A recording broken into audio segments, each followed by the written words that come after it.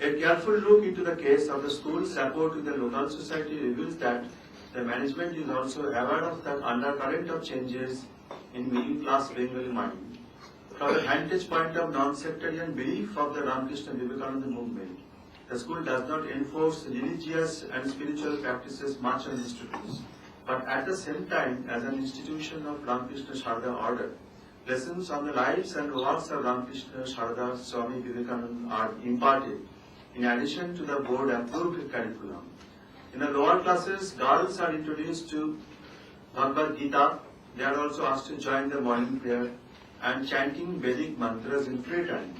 All these are done to help them realize the essence of spiritual values in future when they have to take up many responsibilities at home and outside. So, primacy is given to disciplining them by arousing the impulse of spiritual humanism in their mind. Nowadays, the guardians perceive the school and the educators are the means to preparing their children for good career. But few think that school also should act as a protector against the blemishes that grow unbridled due to current degeneration of the society. In this case, the school-society relationship is a little different. To the guardians perceive that their daughters are safe once they are admitted in the school, once they are put under schooling of the Prabrajikas. Parents' psyche is undoubtedly guided by the realities around, and thus the anxiety for girls' schooling and upbringing is remarkably dispelled by this protective schooling of the sannyasis. Therefore, all the details in Australia I have presented about the Nivedita Girls' School.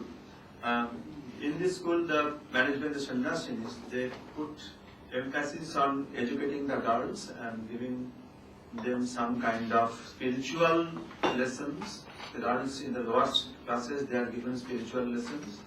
And the Nivedita Girls' School, apart from their educational services, Nivedita Girls' School also, they provide some community services, that is, industrial section they have opened, where the adult women are given training in handicraft and different kinds of, productive activities by which they can earn. Now the next institution which I want to present before you, that is the Matri Bhavan.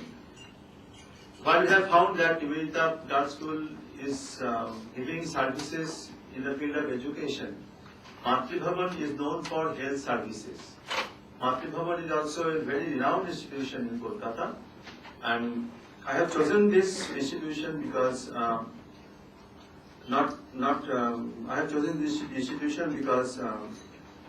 Matri Bhavan is a reputed institution, and it has emerged as a credible maternity and child care hospital in Kolkata.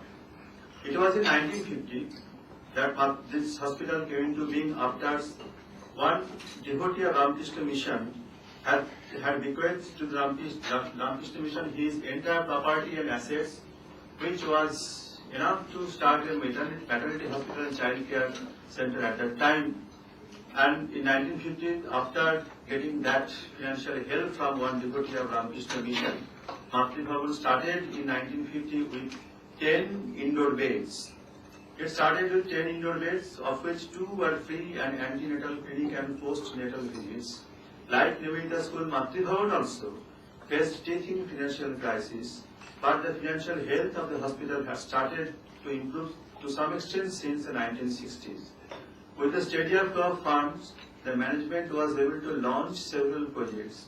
Now several projects are there which show Matri Bhavan's interventions in the field of health, education and community services.